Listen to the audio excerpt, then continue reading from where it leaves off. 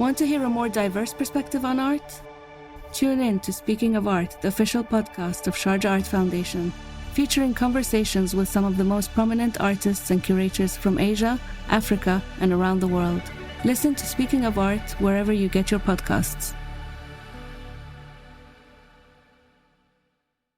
From the public point of view, and the public, we chose the criteria whether you've made contact with a particular institution or not. So if out of our sample you have, let's say, only 5 people making contact with the Narcotics Board, Ghana Statistical Service, TRAJ, how many of us come into contact with these institutions? Right. So statistically you cannot make any inference based on that. It's statistically you cannot do that. So if you want to specifically do something with audit, approach it and make it purposive for audit and gather all those who get into contact with audit. And that would be a different sampling approach. But if you want to have the prevalence of bribe payment for the entire country, your point of entry should be the population, not the institution. And this work has nothing to do with targeting one institution or the other. To contextualize the questionnaire that we got from the United Nations Office on Drugs and Crime, we set up a steering committee and a technical committee right from the questionnaire development stage through the analysis up to the release of the report. And the Ghana Police Service served on the steering committee. So they've been with the process throughout. The issue of aggregating some institutions and disaggregating some institutions goes back to what I said earlier on. So for instance, if you take GRA, where we sort of disaggregated, keep in mind that we want to put out a figure that is statistically significant. So if you get into the police, we can further do disaggregation across the different departments based on the type of service that warranted the payment of bribe. Simply because we have a huge number of persons in Ghana that are interacting with the police. If you take lecturers, teachers, based on the data that we have, once you disaggregate it, you cannot make any statistical inference out of it. And that is why we sort of put them together. We are not saying teachers are the same as lecturers, but the object of this work is to get what? Identify areas that have commonalities for policy intervention. The president, on a scale of 1 to 10, I would have given the president 8. Did you say 8? 10. I'll give the president 8 of the 10. Look, the reason why I'm giving the president 8 is, look, if you ask me, how has this country fared in the fight against corruption? I'll say that this country has done maybe good or fairly good, 6, 5. I will say that. But if you ask of the president's effort in fighting corruption, I'll give the president 8. And the reason that the president has done whatever is necessary. However, there are other institutions of government that are supposed to work. If they are not doing the work, if the law is defective, the parliament has to play its role. If judiciary is not proactive, judiciary has to play its role. So I don't want to blame the government, the president, if measures being taken are not necessary work. The members of the public too must be blamed for the type of police, the accusation that they are making. They are also equally guilty because if you don't give the police money, he cannot take it from your pocket. If you commit an offense and the police want to charge you for court, you have to allow yourself to go through the due process. Because at times, even when you go to court, the offense may not attract a serious fine. But when you tempt the police with money, when you don't want to go to court, then you are giving the police chance, an unscrupulous policeman, chance to demand any amount of money because you are not willing to allow yourself to go to court. You see, so at times I think the public too, and there's a need for education. In fact, we've been talking to them, we've been training them, and from time to time, those who are offenders, that is the policeman, if you are found to have collected money or to have extorted money or to have done something unlawfully, we normally punish them. Some of them are dismissed. Some of them, depending on the nature of the offense, they are even sent to court after dismissal. And so unless it doesn't come to the notice of the police authorities, as far as it comes to the notice of the police authorities, the right punishment is meted out to the erring policeman. So when something happens and you are not happy, you have to report to the policeman. But if you don't, it doesn't get to the authority of the police, the police authorities. That is the attitude or the conduct or misconduct of the policeman concerned. It becomes difficult for the senior officers to take action. Well, so you've just been listening to a police officer who has been reacting on the back of a statement issued under the hand of the Inspector General of Police, is it? Yes. Reacting to the actual corruption, survey that was done. The police is not happy. And among others, they say that, well, you are the ones who are compromising the police. Just stop. If you don't stop, then it will continue. The police have also raised issues concerning other institutions. They are asking why, for example, the investigations did not get to the port. It does appear that they seem to know that that place you have discovered a lot more rot than at the police. They have questions about the quantum involved. So in simple terms, well, they are taking 5 Ghana cedis or 2 Ghana cedis or so on. So theirs is not that much. There's a lot more to pay attention to. But people say, some say the IGP has done a good job, at least by paying attention and reading and interrogating the survey. Most of the institutions, some people say they can bet, will not even look at the survey and to read it. So nothing is going to change. Now, joining us for this second segment, Dr. Theo Champong, political risk analyst and economist. He's always been speaking to us from his base in the United Kingdom. Today, we are lucky he's right here in the studio. Doc, thank you very much for joining us here in the studio. We are joined via Zoom by Dr. Eric Oduro-Sai, who is Director General, Internal Audit Agency, and Linda Ofori-Kwafo, Executive Director, Ghana Integrity Initiative. Suleiman Ibrahima is here, and Martin Pebu is also here. So, gentlemen, before we even go to the Afrobarometer round 9, let's take your reactions on what the police think about the survey that was released. So what do you have to say, Martin?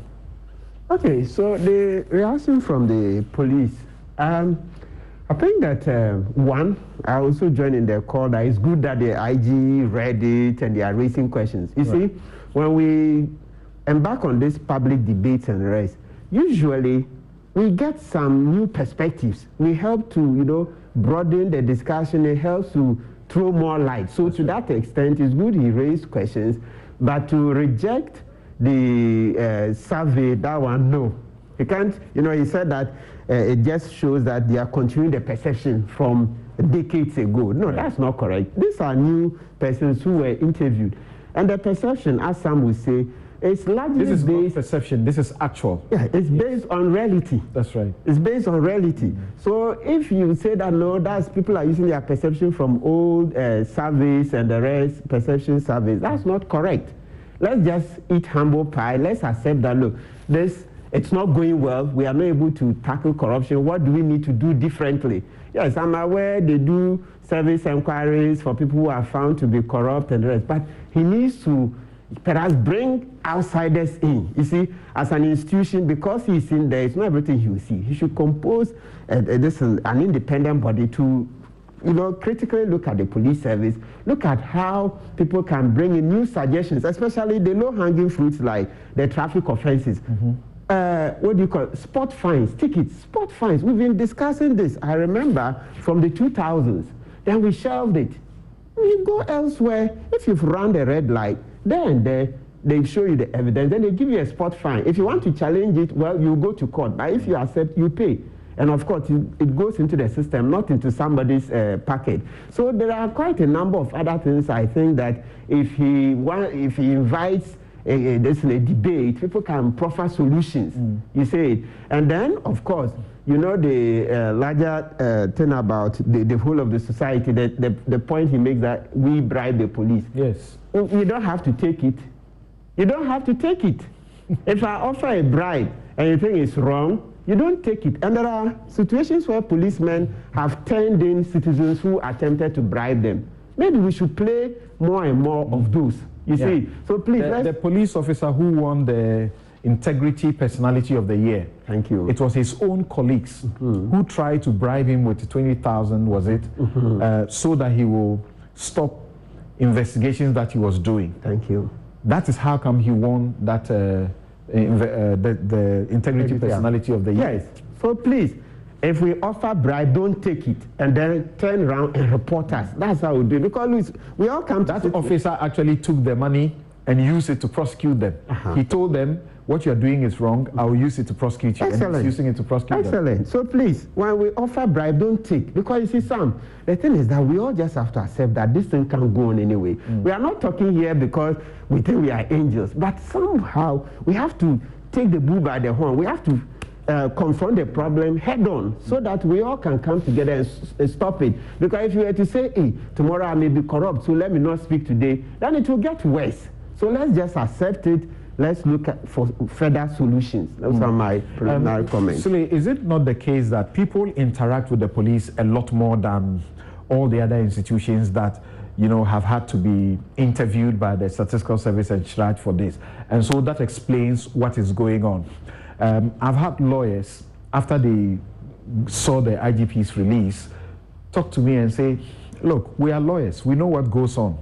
We deal with clients all the time. They are talking about being forced to pay money before bail is granted. Meanwhile, bail is not supposed to come with money, not a dime, but they take it all the time. So what is the IGP talking about? And some raise the question that when police officers misconduct themselves, they are subjected to service inquiry. Why are they not being prosecuted rather? Because service inquiry, you may get suspended or dismissed. You may get suspended or dismissed. Sometimes it is something, suspension and something else, suspension or demotion. Yes. But if you are prosecuted, the least you may face will be 12 years in prison or 25 years. Well, I think that, first of all, your point about the police engaging with citizens on matters related to crime and other offenses that would often result in possible exchange of monies is perhaps more than any other institution. The road, traffic folks, the people who would go to the police station to complain about somebody offending them, and as a result, the police having to resolve the matter sometimes at the local level without even taking the matter to court, and so on and so forth. So generally, it is not surprising that people would often rate the police as perhaps the most corrupt. And if you look at the question that was posed, and I was particular about the questions that were asked in the Afrobarometer survey. Okay. It talks about how many people do you think, would engage in an act of corruption. It is not about who takes the most and so on. And so it is again not surprising that people would say, well, I think that in terms of how many people the police would dominate and all of that. What would have been also interesting would have been a question about what people think in terms of quantum. Because I've had several engagements at which COP Kofi Boache, for example, would say, look, the policeman takes 5 cedis or 10 cedis or 20. So you may have 1,000 police officers who are engaged in these kinds of acts, and if you put all that together, maybe it's less than even 20,000 or 30,000. Right. But somebody signs one contract and gets away with 1 million cedis. And then at the end we say, oh, that person is the least corrupt versus in terms of comparing that person with the police. So I think these surveys are really, really helpful, but we need to go a bit deeper into the nuances of the issues. And on the IGP statement... In the NCA trial that went on and concluded not too long ago involving William Tevi, Bafuboni and the rest of them who have been thrown in 16 years, the the quantum of the amount involved was not actually in cedis. That was about $8 million. So the police have a point there, right? Yeah, exactly. So some analysis in terms of the quantum, what people think in terms of the quantum. Because look, what could happen in one ministry alone, maybe like 3 years or 4 years of whatever the police may have collected on the roadside and so on and so forth. So that analysis will be important. And I'm also impressed by the IGP's statement, particularly in the context of he being concerned about whatever was revealed and trying to contest the findings. I was not quite impressed with comparing why didn't the survey also deal with this institution or that institution and so on. Or even those institutions that conducted the survey, why didn't they investigate themselves? Exactly. Because they too, people interact with them. That's the question he asked. Exactly. That's important, but for me, it begs the question, are you saying, okay, because I didn't look at myself, it was not worth looking at you? For me, what is important is the fact that, look, the man at the helm, says, I'm concerned about this. And certainly it also indicates that going forward, certain steps will be taken to ensure that in subsequent surveys, perhaps the results might be different or the nuances will reveal a certain pattern and trend that may, after all, indicate in terms of numbers, yes, the police may dominate, but in terms of quantum, if we were to do that, perhaps the police would have been at the bottom in terms of how much is taken and what people witness or what people encounter. The police they have been at the bottom. Let's get Dr. Theo Champon's also views on this particular issue. And those who interacted with me, one of them said is that he doesn't mind if I made it public, that when we say that the police are not involved in the quantum involved is negligible, it is not always correct. And he gives me an example that the Bachona police in 2018 took money to grant bail. He quoted about 4,000. That's quite a bit of money for people who couldn't afford it. And they had to go look for the money. The police officers were reported to the PIPs for action. Nothing has happened since, regardless of reminders to the police to take action. So he says, why is the police not interested in that, for example? Now, again, I'm told of a situation where it's about a land matter, where the property fraud unit, the police officers have been used to harass holders of a Supreme Court judgment over the Bachona lands. Police officers offer protection in exchange for lands. And these matters are reported all the time. Nothing happens. Yeah, absolutely, and good morning. I think for someone, I have been involved in actually designing some of these surveys. Okay. So I do appreciate what actually goes into what these surveys are meant to do. And perhaps the context really is important here, particularly for both the Afrobarometer, the CDD one, and also the SHRAG survey. So remember that they actually went to households. That's right. To ask them a number of questions. And so typically in that household setting, it's going to be the institutions you come into contact with on an everyday basis that would end up showing at the top. That's right. But that does not mean that the findings are not empirically rigorous or cannot be validated. And like Suleiman, I was also quite happy to actually read the IGP's statement, because I was like, oh yeah, that's very detailed and quite substantive and detailed, and raising issues of methodology, raising issues about sampling and all. And I think that overall is healthy for us as a country. But one thing that is quite clear is when you look at most of these surveys going back the last 10 years, especially at the household level, persistently, the police and other of these front-facing agencies come up tops, regardless of how you go about doing the sampling and how you go about eventually doing the analysis. And I do take the point that because you're only dealing with households, some of the big, let's call it white collar crime, right? And the corruption that you see with things like procurement and contracts and things like that may not necessarily be at the forefront of someone you speak to when you come to my house and you're asking about, issues like that. But interestingly, when you also look at the Shraj report, it actually did indicate, and I found time to go through all the almost 110 pages, that almost 23% of the adult population in Ghana paid a bribe in 2021. This is they themselves, or all of us collectively, 2 in 10 Ghanaians saying, yeah, I'm happy to actually, have paid that bribe. And what more is worrying for me is that if you actually look at the age group and the education profile of those who paid their bribes, is actually the more educated of us. So there's almost 1.7 times, or you're almost 1.7 times more likely if you're educated to pay a bribe than my grandmother who is in the village. And if you're between 25 to 34 or 35 to 49, cumulatively, it's about 60% of the total sample. So that, for me, tells me that we have a problem in terms of issues of bribery, in terms of, other manifestations of corruption.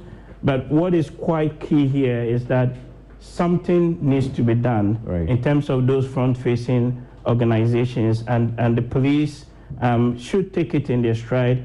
And I know, of course, they would have certain corruption measures and things like that in place. But methodologically and empirically, I think the survey is sound, and we can debate other issues in relation to that. Of course, there's a lot of leakages at the port. There's a lot of other issues within the system that if we were to do a comprehensive analysis, you may find that maybe the police may not necessarily be at the top, but somewhere in the middle. But these all add up to the wastage, and they all add up to the issues that we see. Because I am worried. I've been in this country the last couple of days, and I found time to go out or walk on the streets and talk to the person selling the PK or selling the hacks or selling water by the street. And the level of despondency, you may even say hopelessness, that I see worries me a lot, because it is these same people that we're supposed to deliver the democratic dividend to. And if at the end of the day we're still wasting the money through corruption and through other means, then I worry that there might be some sort of social implosion in this country in the near future. Right. I'm going to Linda Oforukwafo, and you have been saying a few things, particularly about the Afrobarometer round 9 survey, and you say that we are using elections to recycle corruption, and therefore we shouldn't wait for elections to demand what we deserve. We should do them now. But before we get to that one, I want you to hear what Kofi Bentil is saying about this and get your comment on the actual corruption survey. He says, in summary, we can say the IGP has a right to defend his institutions. He must be commended for taking interest and fighting back, and for working to improve things at the police. Let's encourage him to reduce police corruption. It is real. But let's also say, I can confirm that there is an improvement from previous years. I just hope IG Dampare goes on to crack down on corruption in the police. We also need to institute a spot fine system. Now, people have been concerned that his interest should be taking the report and showing us what he has done to improve the situation. What do you say? Thank you very much, Samson. I must say that he has a right, and as I think I've gotten said it in the studio, the fact that he's even shown interest in reading the reports for us is encouraging.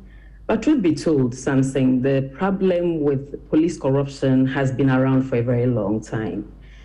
And the first thing that came to mind, that when he took office and started showing much commitment to dealing with the criminals, I told a friend, and I was like, I also want to know what he's going to do about the problem of police corruption. Reason being the important role the police play so far as sustaining our democracy is concerned. Earlier on, I had a discussion about the amount involved, and I will say that police people don't only engage in petty corruption. And even so, if it's only petty corruption that we're looking at, if they actually look away, take 5 cities, 10 cities from a driver, and the person's vehicle is not roadworthy, and then the person moves on, the person does not have insurance and actually knocks down people as they go. Are we talking about the implications that has the impact of the police inaction after the taking of the bribe?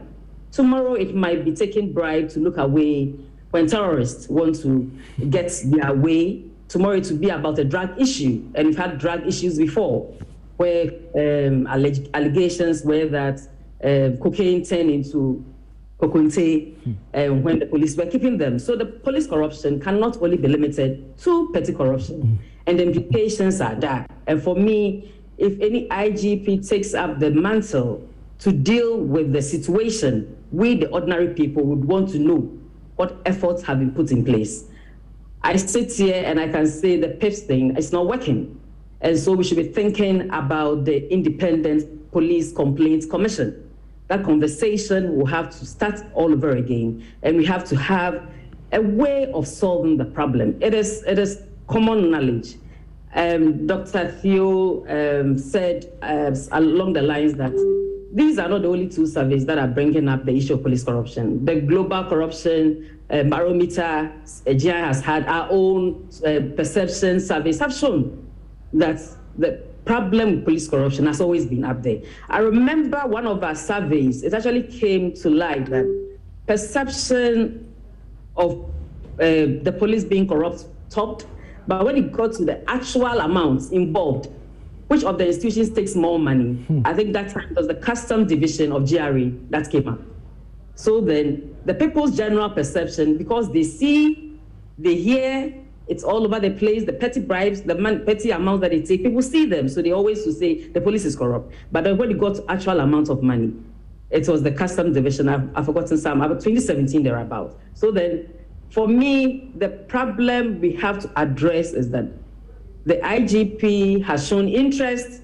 The Shraj and Statistical Service should sit down and have conversation with him. We have had it in the past. They've come to our office. And I remember Mr. Azim's term or so. We had a conversation with the police. How do we move beyond having the conversations and helping the administration to deal with this? I believe it can be dealt with. And it that shows commitment in doing that. And also letting the public know exactly what efforts have been put in place can go a long way in reducing this kind of perception. But the reality is that it is a big problem that we need to deal with, especially because of the important role they play. All right. I'm not playing any important role, but the police role is very important. I'll return to you shortly to start the discussion on the Afrobarometer Round 9 survey results, because I have issues with that that I think we should look at. Because, for example, if you look at the police specifically, the perception, the survey on perception is 67%.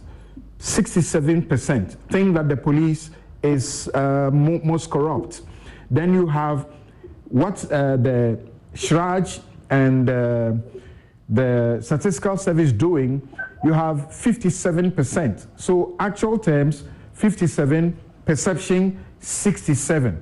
What is wrong here? And then even in the perception survey, the police is number 1. Then you have the Presidency, Jubilee House, you have the MPs, and then you have the judiciary, 4th. Yet, trust levels are high for the judiciary. How do you explain that? So I'll come to you to answer that. But Dr. Odrosai, the reason we felt it was important to have you is because people are asking the question, what are the internal checks that are going on, your outfits? What have you been doing? Because you should be able to spot the wrongdoing even before it gets to the Auditor General. You should be able to issue some sanctions and stop it before it gets to the Auditor General. So it doesn't appear you are working as you should.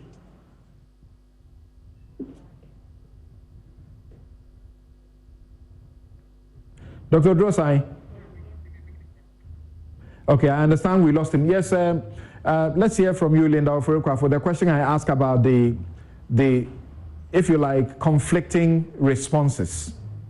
Okay, so, thank you very much. Okay, Dr. Drosa is on. Yes, sir. Let's hear from you, Linda Oforikwa, for the question I asked about the. Yeah, Dr. Drosa, listen to me directly. Please go ahead and let's hear your response. All right. Okay, Dr. Drosa is on. Thank you very much, Samson, and good morning to our panelists. Samson, you are. Please go ahead and let's hear your response. Okay. All right. Okay, Dr. Drosa is on. Thank you very much. Thank you very much, Samson. Samson, you are right. Before anything that the external auditor would see, internal auditors would have seen a year before. Okay. The challenge the internal auditors have in the system is that the internal auditors law at the moment is very, very obsolete. The internal auditors are demoralized. Apart from that, the internal auditors will make all the recommendations they need to make.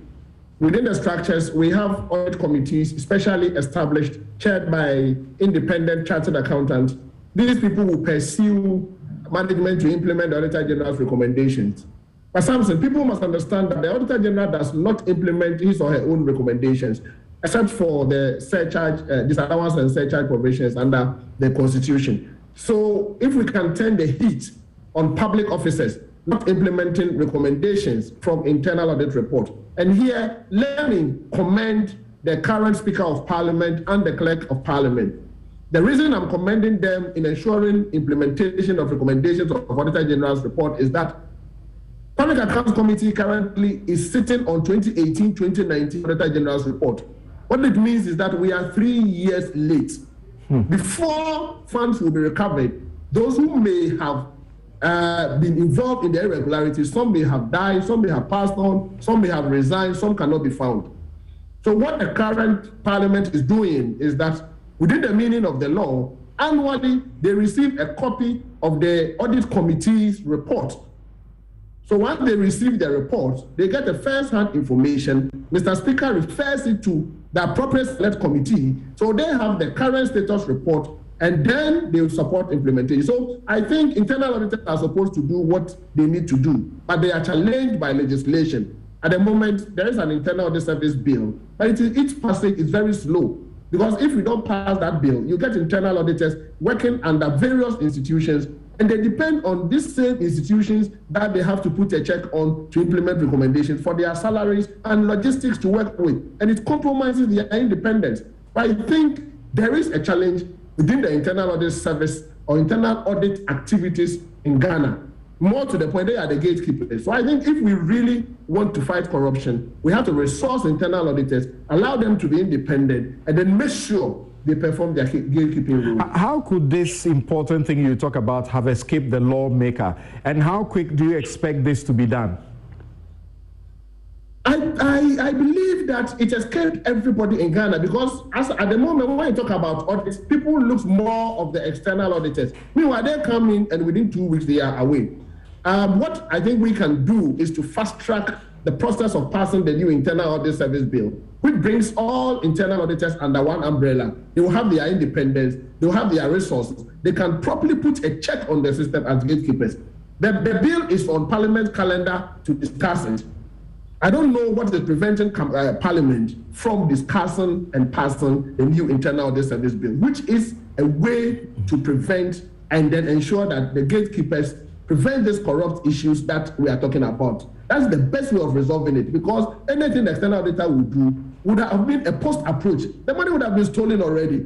Why is it that if you have somebody who can prevent, you not empower the person to prevent, but you rather empower the person who come and take what has already been stolen? I just don't understand it.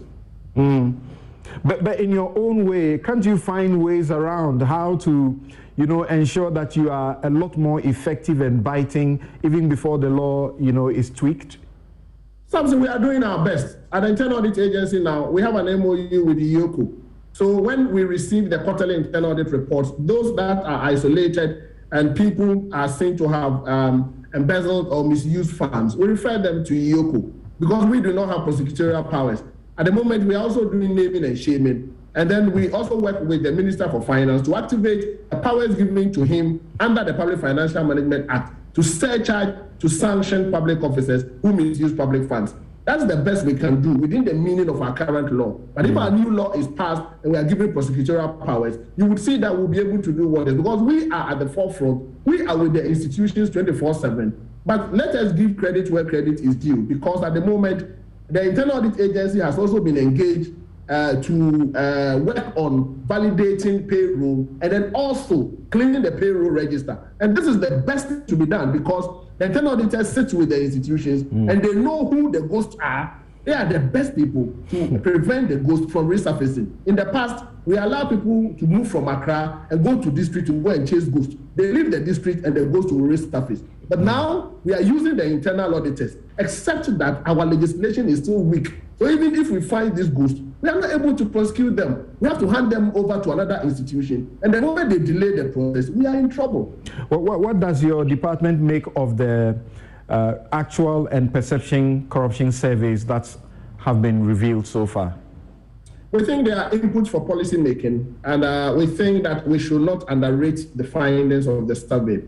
I also think that I'm happy, and I give the IGP thumbs up for the quick response, because what it means is that he's reading the document and he's asked certain questions. I would expect that he will receive responses to those questions so that it will inform his strategy. I'm expecting the other institutions mentioned in the report, either the survey report or the Shraj report, to also give responses and give Ghanaians some assurance that they've taken it in good faith and that it will inform the reform they want to do in their institutions. We need these recommendations. We need these survey reports because they provide empirical data and information for decision making. So we are happy and we are monitoring it closely. In the 2023 trust areas for internal auditors, I am going to factor some of the items in it. Currently, they are auditing asset declaration by public officers. They are also auditing how people have implemented recommendations from the Auditor General's report. So I'm very happy about it. And we want to use it as a baseline to inform policy making. Thank you very much, Dr. Eric Odrosai. We will take a quick break, and when we return, we'll go to the Afrobarometer survey round 9. Thank you for Dr. Odrosai. He joined us just briefly to answer for himself and his department because questions are being asked that they are the ones who are actually doing the work at that stage and should be able to stop some of these. This show is brought to you by the kind sponsorship of Bank of Africa, Strong as a group and close as a partner, MTN everywhere you go.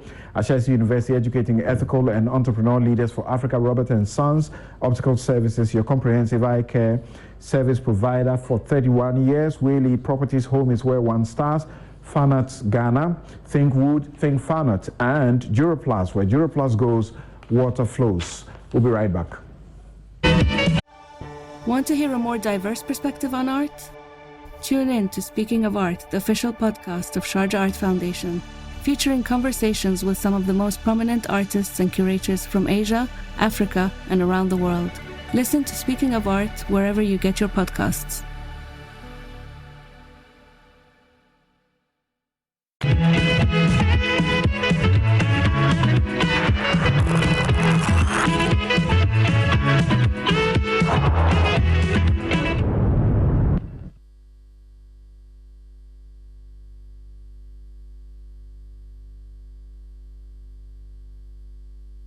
Discover the secret of Alphabet City.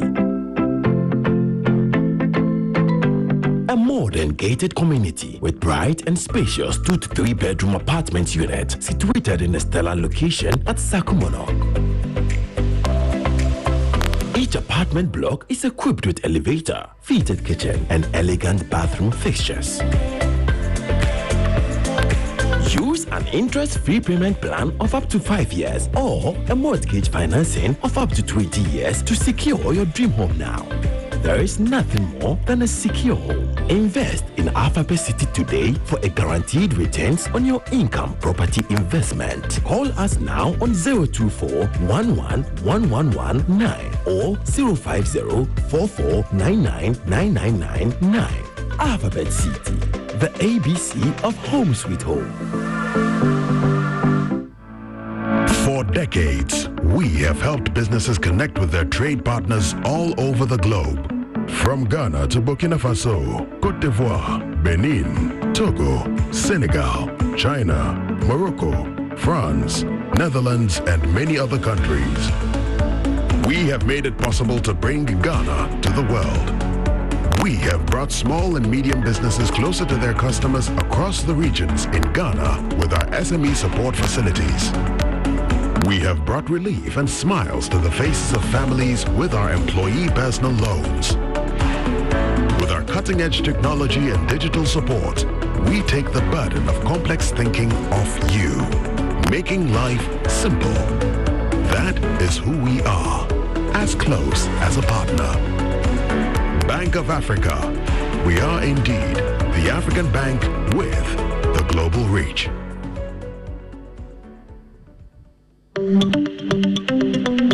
Good business means seeing the possibilities and maximizing opportunities.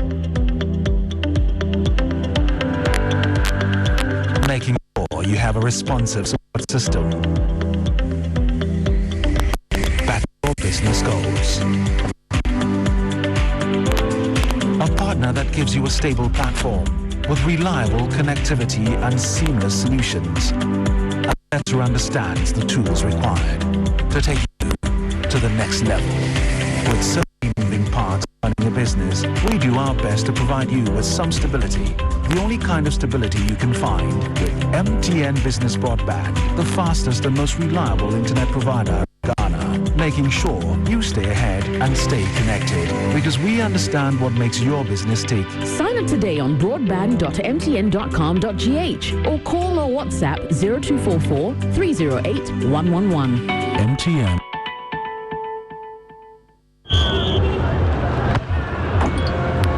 They'll play a high press to force the mistakes. They'll dominate the aerial ball. They too tall. We will handle the pressure and smash them on the break. The number 9 has scored in their last 5 games. The passing will be quick, decisive, precise. There will be drama in the dying minute. This match will mean more than 3 points. They will have the home ground advantage. This is why I bet. This is why I bet. This is why I bet. Betway. This advertisement has been vetted and approved by the Gaming Commission of Ghana. Bet responsibly, not for persons below 18 years. Excellent furnishing in a real estate business is a great deal for survival. My struggles as a young estate developer were cut short when I discovered Fernart Ghana. With quality furniture made from the finest woods and amazing after-sale service, Fernart Ghana changed my story with every single home I built. It's a one-stop shop that serves the interests of clients with a variety of living room and dining sets, solid wood kitchen installations, wardrobes, doors, cabinets, beds, pergolas, floor parquets, and many other wooden products that will last a lifetime. With Fernart Ghana, all clients are offered the opportunity to customize furniture to their specifications, and the smile on their faces says it all. Thanks to Fernart, now your home can look beautiful with furniture that would last for generations. Visit Fernart Ghana today and share my story. Locate us at Denver Estate, Osu, Accra, or call 0303-966-085 or 055-278-4097. Think wood, think Fernart.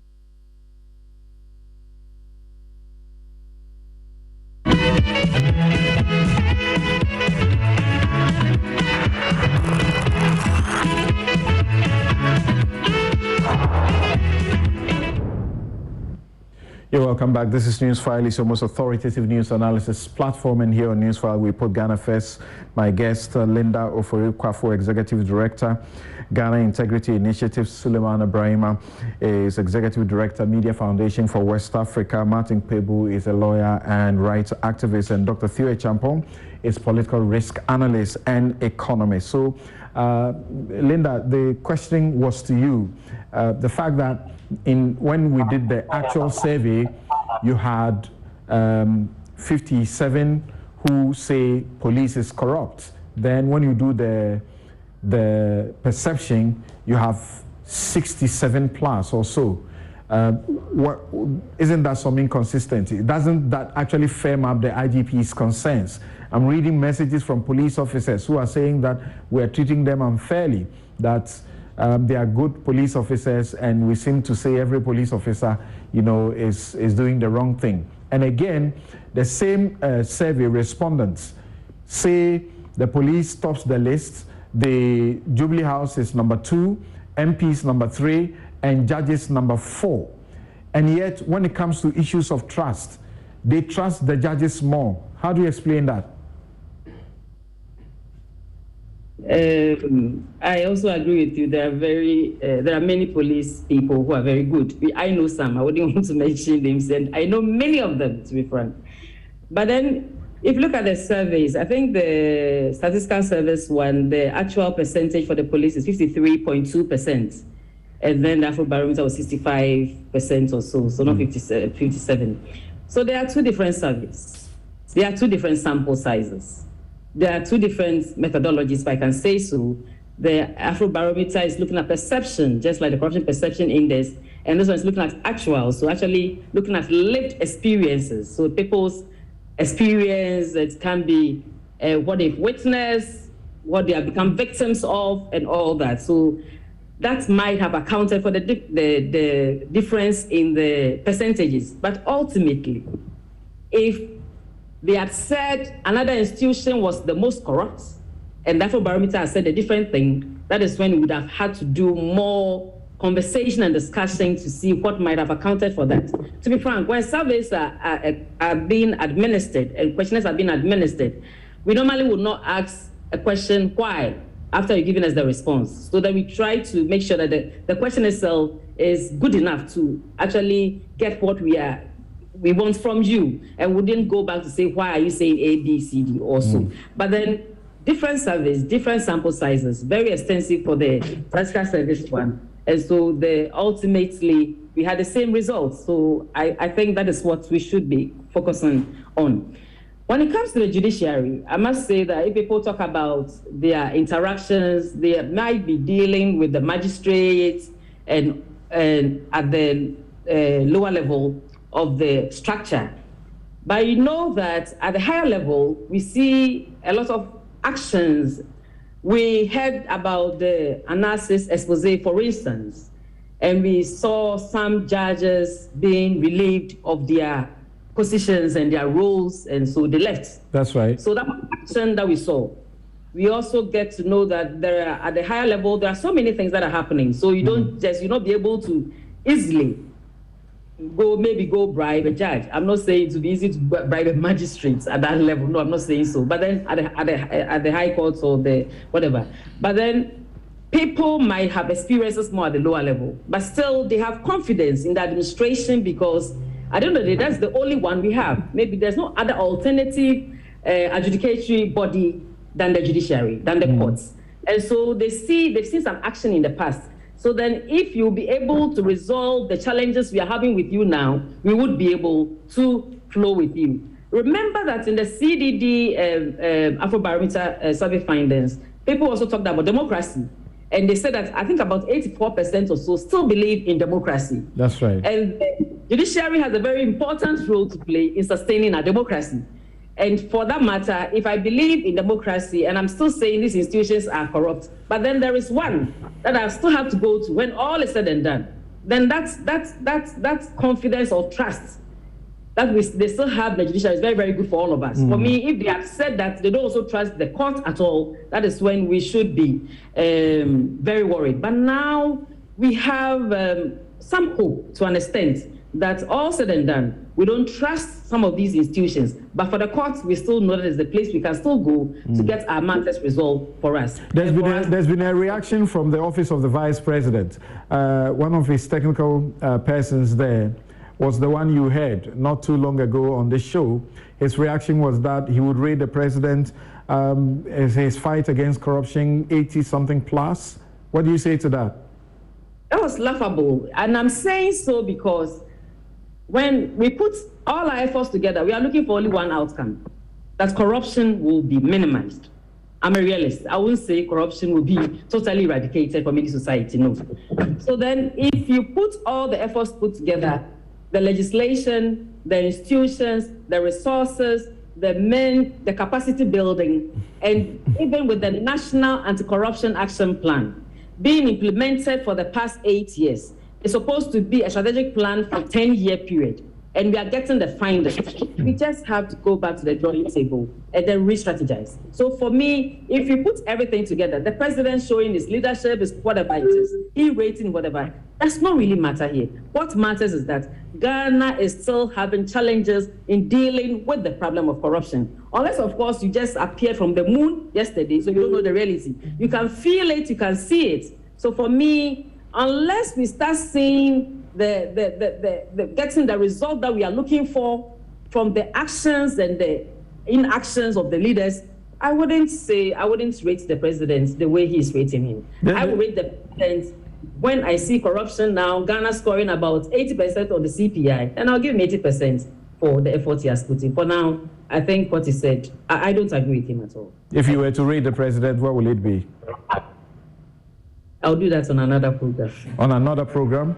So you said at the launch of this report that we have been using corruption to recycle elections, to recycle corruption.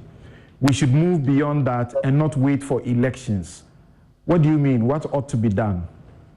Let me explain myself. What I actually mean is that in the past, when we used to use elections to vote in new governments whom we perceive to are going to do very well for us when it comes to dealing with the canker of corruption. So that in Ghana, it has always been a situation where people actually come to office on the back of anti-corruption. So you see the manifestos and you see all the good things that are being said in there. Some of us who do anti-corruption know that what we have in those kind of manifestos will not solve the problem. Just that they have been presented. Being presented alone shows that they are committed one small way to the issue. Then we vote anti-corruption leaders into office, and we still have corruption. Then I'm looking into the future. We have other persons or parties that can also come to office, and they also might not have a record that is so encouraging. What can I say? So it's like I'm going into the next election or the next 2 elections or the next 3 elections, and I'm voting for a party, and I'm just hoping this party will come and do some magic, like the confidence and trust that we had in the current president. So then, if you don't get that, then you get what we are getting now. Then obviously, I must say that the election is not doing the magic for us any longer. One of the contributors at the launch of the findings, and that'll be my final question to you on this, said that, and he seemed to have echoed what some of you, the people in the anti-corruption fight, have been saying, that there's a need for frequent public denouncements by the political class of corruption, especially by the president, and that is not happening. Is that what you think is going on, and that's not helping the corruption fight? For me, it is one of the things that is not helping the fight against corruption, and that is when I talk about leadership role. So we are not saying the president should go and hold the hands of people and put them to jail without any investigations. No, nobody's calling for that. But then, what has been his own posture? What has been what kind of results or what kind of examples do we have? If you look at the CPI, for instance, for the past 6 years, we've been dancing around 41, 42, 43, 43, our best score. I think that's 2021 CPI score. And we have not moved beyond that. So then what else can we look up to? We have not seen the results. And for me, if the president can actually, we are not saying he's not done anything. To be frank, I'll be a liar. We have the SP's office, fantastic, RTI legislation and all those things. But then political corruption is still a very serious one, and that is where we think he can actually show us more commitment by calling some people to order. And there have been so many SPs, there have been some actions. You just mentioned the SP's office. You are the same group that have been complaining that what the SP's office need is not being, furnished it. So the SP's office has been a bit handicapped. We heard about the SP taking a step to investigate the police on corruption, particularly in the area of police recruitment exercises. We understand that all that is being frustrated by the police. So where are we going with the SP's office that we tout? Where are we going with the SP's? Office that we have been touting. Oh yes, we need more resources. Any day, any time, I actually advocate for that. That it's a good institution. The objective in the act is very important, and for me, it has a very important role to play. To be an institution focusing solely on corruption and maybe grand corruption. So then if we have to properly resource the SP's office to do its work, we have to do so, to put in place infrastructure. That is not the only solution. For me, the only solution now going forward will be to re-strategize, go back to the drawing table and see what we have done. We passed laws, we've done A, B, C, D. We have not gotten the results. We have not been able to move about 43 on the CPI. Afrobarometer findings in 2022 is worse than the last one in 2019. Corruption is not stagnating, as we used to say. Now it's deteriorating. So what do we have to do? We have to go back to the drawing table, all stakeholders discussing and planning, including the political group as well, to see what else. Okay, now Dr. Champong, and a while ago we just saw the figures there.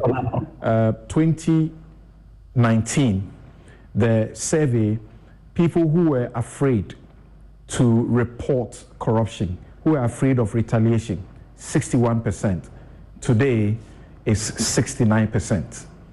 Yeah, I think it fits into a certain mindset, and a mindset that if I go and report, then something might happen to me or be done to me. And I have also interacted with quite a number of people, and you get that perception strongly filtering through that, even if I see something bad happening, they sort of feel a bit hesitant in wanting to actually then report and then subsequently some corrective action being taken. So in my maybe rather limited world where it's not a full sample or anything like that, I saw that. So perhaps it's not too surprising to see that being picked up in the Afrobarometer survey. So, but it tells us one thing, that the rhetoric and the reality is sort of two different things. Because I know that the current administration and the president actually campaign on a very strong anti-corruption, track record, and they will come in and they will fix the issues and all of that. But when you actually look at the outcomes, either from the Afrobarometer, Corruption Perception Index, and so many other indices, we're still more or less where we are. And in fact, you could even argue when you look at some of the data points that things relatively are not going the way we should, deteriorating them. So let's use the Afrobarometer survey. In 2014, the percentage of the respondents that indicated that corruption has somewhat increased or increased a lot, that was like 83%. So that's 8 in 10 of the population. And then that dropped sharply in 2017 to 39%. So that was the new administration, and perhaps all of that rhetoric, the expectation, and the expectation feeding in. But then in 2019, it goes to 53, and between 2019 and 2022, it goes to 77%. So almost that 8 in 10 population, right, back at the levels as we saw in 2014, where we were complaining about Doomsaw and bus branding and all those other, Suba, all of those things in there. So fundamentally, it tells me that although the administration might have done something, those efforts actually are not translating into reducing the perception of corruption or even the lived experience of people in relation to corruption. And this, for me, is also quite interesting because, as my good friend Dr. John Osai-Kwapon would say, Ghanaians have made their peace with democracy. And you can see that in the Afrobarometer data. So largely, we support elections as the best way of electing our leaders. And if you go back 20 years to 2002, that was 89%. So 9 in 10 Ghanaians saying we should elect our leaders. In the latest one is 84%. So it's roughly hasn't changed. But it gets interesting, and this is why I think the corruption issue is very, very fundamental, because it really threatens the very survival of this, Fourth Republic, if we're not careful. Because when you again pick the data a little bit, in 2012, when Afrobarometer started asking the question of accountability, 58% of the respondents said that they prefer accountable governance. So they want the institutions to work.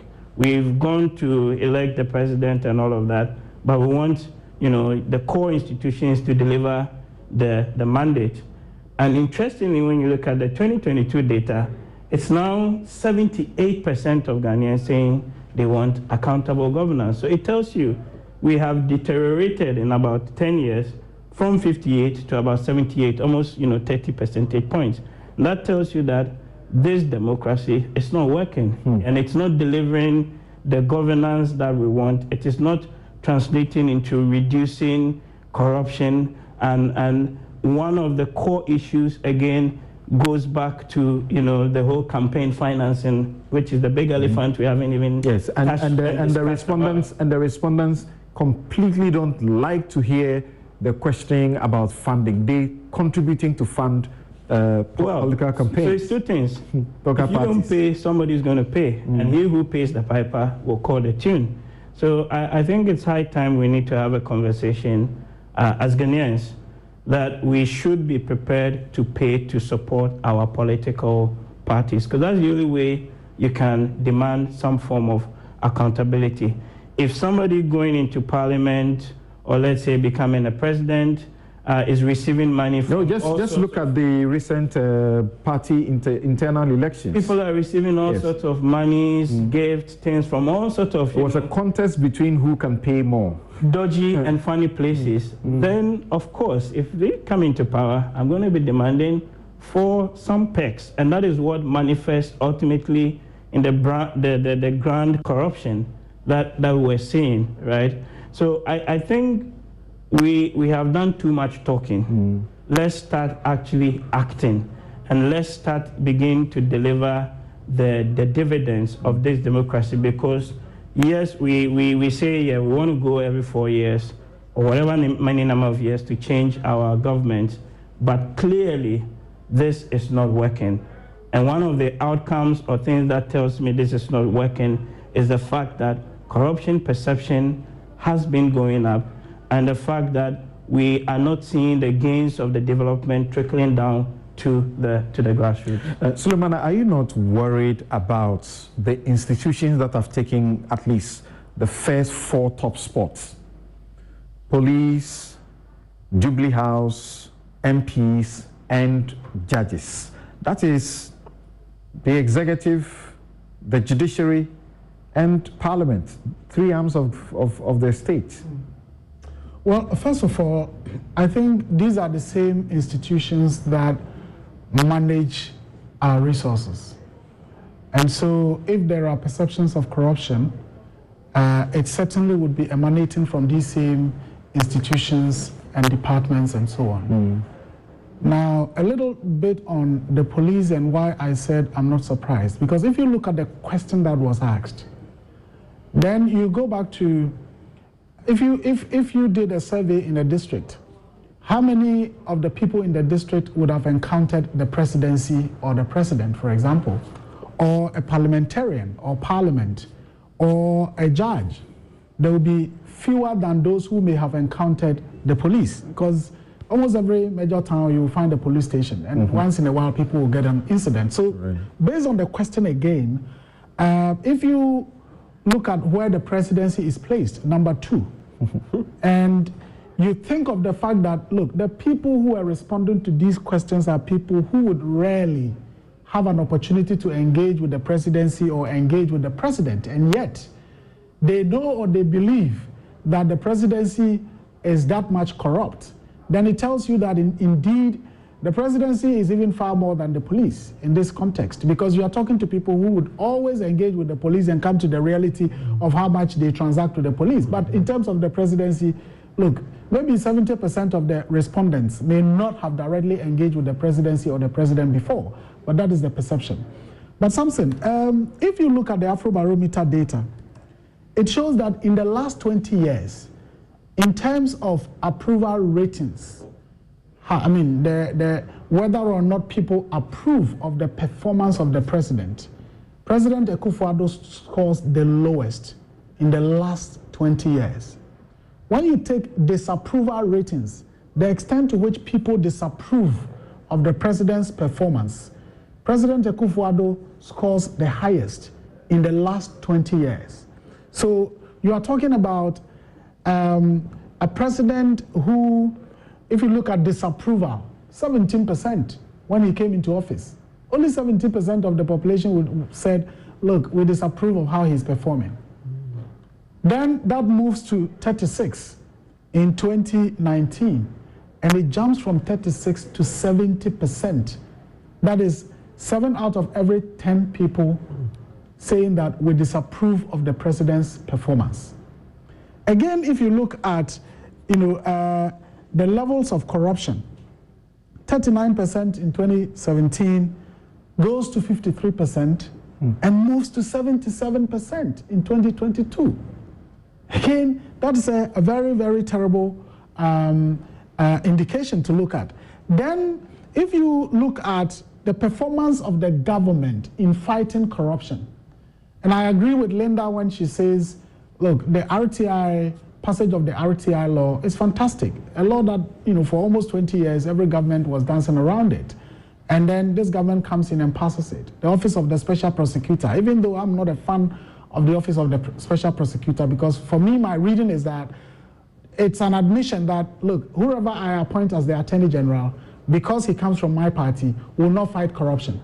And therefore, I need an independent individual who would take on people in my government when they are engaged in corruption. But you are the same person who would appoint this person. That is why we all applauded the appointment of Martin Amidu, because this was somebody who was coming from the opposition and has a track record of, openly fighting corruption even within his own government. So yes, the Office of the Special Prosecutor, we can give credit, but as I said, I'm not a fan of it, because it's like, just basically saying the AG will not be able to deal with people who are corrupt in my government because he's part of it, and we need an independent person to do that. But if you do all this, and people still think, about 85% of people still think, that is about almost 9 in 10 Ghanaians think that, look, the president has not done enough to fight corruption. And that is what the Afrobarometer data shows. And Afrobarometer has been in existence for a while, and so far is proving to be credible. The methodology has been proven to be robust. Yes, every research will have, bits and pieces that has to be. The interesting thing is that the politicians have issues with it when they are in government. Exactly. They are happy about it when they are out of government. Exactly. Yeah. So if I were the president, I would really be worried, because 9 out of 10 people say, I am not doing enough to fight corruption. Now, people who disapprove of my performance is the lowest, is the highest since the last 20 years. The number of people who say I'm not doing well is I'm the person to score the highest.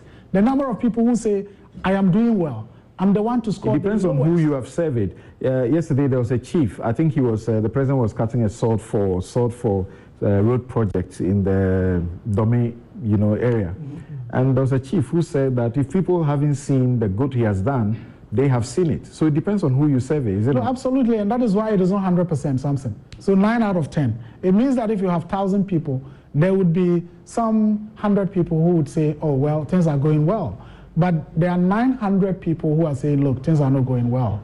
And so certainly you should be worried. And if I were the president or if I were a member of this government, I would be worried about these findings, regardless of what the person who was interviewed at the vice president's office was saying. And certainly if you are working in the vice president's office, we expect that you praise whatever is happening, particularly at a time when the survey has also revealed that the number of people who feel it's risky to speak about corruption is rising. So if you find yourself where he finds himself, certainly you should be applauding whatever is happening. So in fact, you get attacked when you talk about corruption. Exactly. Right. But the other interesting thing for me is the fact that the survey indicates that people endorse media freedom. A lot more people are saying, look, the media has to be freer. A lot more people are of the view that the media have to perform their watchdog role, hold duty bearers accountable, and that for me is quite refreshing, because there was an Afrobarometer data previously that indicated that the support for media is rather dwindling. So if we are beginning to see an upsurge in the support for media freedom, I think that is quite refreshing. And trust in the independence of the media to operate. Because if you look at the figures again in terms of who is corrupt, yes, private media, public media, there's some level of corruption, but at 27% compared to 65% at the presidency, I think that's something that is encouraging. Yes, Martin, what do you make of this? And, you know, coming just a week after, you know, we spoke about the actual one. Oh, who gave a boom speech? Yourself? Oh dear. Yeah, so Sam, good. Let me preface this with an article Madam Elizabeth Ohini did in the newspaper Daily Graphic, Wednesday, 27 July. Based on what, or as a reaction to what happened there last Saturday. I like, it ties in with the results of this survey showing the presidency being very high up there. And it turns out it's always been like that, right? Yeah, she says when she was growing up, that was it. So I'm interested in this, but it says, I grew up when Flagstaff House was the headquarters of all corruption. Is titled Speaking Truth to Power with Prejudice. Excellent, thank you. I grew up when Flagstaff House was the headquarters of all corruption. In the midst of all of it, you would hear people say, the president was okay, really. It was the people around him who were the problem. Yes, that's Kwame Nkrumah. Of course, largely Kwame Nkrumah was far better than a number of the presidents we've had, except, of course, Mills on the other side, okay? So Mills aside, Kwame Nkrumah, was better than a lot of the presidents we've had, okay? Yeah, so, and then before that, she recounted how Kufuor's time, it was the same clamoring that was the headquarters. Of course, President Kufuor himself accepted that the, contractors were bringing gifts like that to the presidency. Wow, wow, wow, you remember? Yeah, so it ties in. So this perception is actually reality, because you see, the perception doesn't come from a vacuum, no, and this perception cannot just continue all these decades. It's really tied to the reality, because look, don't forget that the contractors who go to Jubilee House and get contracts, because they get arm twisted and all those things, they come and they complain. So if somebody just thinks, oh, it's perception, no, the perception is born out of reality. People sit there and they cry that, look, I should have had a better percentage, but some officials are taking this percentage of that. There are some contracts that were done and dusted before this current administration came. They had to be reopened and redone in a way to give some people some percentages, less the contract wasn't going anywhere. I like one that a certain lawyer did. They were going to twist his arm. He stood his grounds. And then, of course, he took some measures, and eventually the people backed off, okay? So, Sam, the survey results just shows that, look, even though we say it's perception, but it's really born out of a lot of reality. And Madam Ohini too has made the point. Yes, I'm happy. Let me repeat a bit about what Suleimana said, because that touched my heart about the media freedom. I'm so much interested in it. The point that this survey shows that there is renewed support. And that's very important, because you see that you made the earlier point that we've made our peace with democracy. But if you've made our peace with democracy and yet there is no media freedom, forget it. You know, there was this president, Thomas Jefferson, who said he prefers a country with a media, okay, and no presidency, to a country with a presidency without a media. I think Jefferson was, third or fourth president of the US. Yeah, and it stood the time. When the media throw the searchlight, then people can see other perspectives. They throw searchlight on corruption, the rot, the wastage, because we will never run from it. This morning you mentioned it. Annually, we are losing about $3 billion. That's a lot of money. Unexplained. Yes. Unaccounted. Unaccounted. That's a lot of money. And that's what the president promised us he was coming to fight, and we are not seeing it, right? So that also ties in with the fact that, yes, now that people are supporting media is good, because you see that apart from they say 69% now say it's risky to report, there's also another question which is different. Even common politics, they say people have to be careful about what they say about politics. 67%. So it tells you that though we are saying we are embracing democracy, but one of the very fundamental tenets to democracy, which we say in Chi, kabimamin kabino, no, we are not realizing it. 67% say they have to be careful what they say about politics. That's too huge. I think we should roll out more programs, encourage more people. Look, listen, citizens have to realize that a man has got to do what a man has got to do.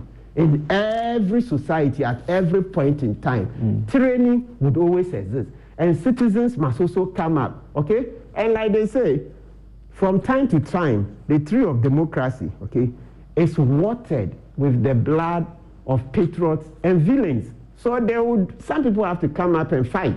And in the process, yes, there will be casualties, but that's how it is. Some pay the price for others to enjoy. So this 67%, I think that Joy FM, maybe there should be some series about encouraging citizens to fight, okay? Bring the analysis, bring Manasseh. Is Manasseh not still walking around? You see, after he did that militia in this city, and then he was hounded out of the country, he came back, he did the Zoom Lion thing. Is that not that story that goes back to the office, in the desk of the president? See how the president wasted our money by asking that some COVID spraying be done. Over 122 million. Come on. The president should be answering for that. We will talk. Listen, nobody will gather. 122 million is what the finance ministry says it cost us for the first phase. Thank you. But the local government ministry, which is supposed to be responsible for that project, reports that phase 1 and phase 2 cost us 153 million. Thank you. And I mentioned also the fact that the education ministry and there's one other, they spent a total of 500 million for that kind of spraying around the place. Thank you. Yeah, so look, Sam, the point is that we are going to talk. Death can come. Listen, we will not run. Kwame Nkrumah did his bit. People died along the way. So, Sam, I think this particular thing that the expose Manasseh did, I think what President Kufuor can do for us, the least he can do is that let's have a commission of inquiry.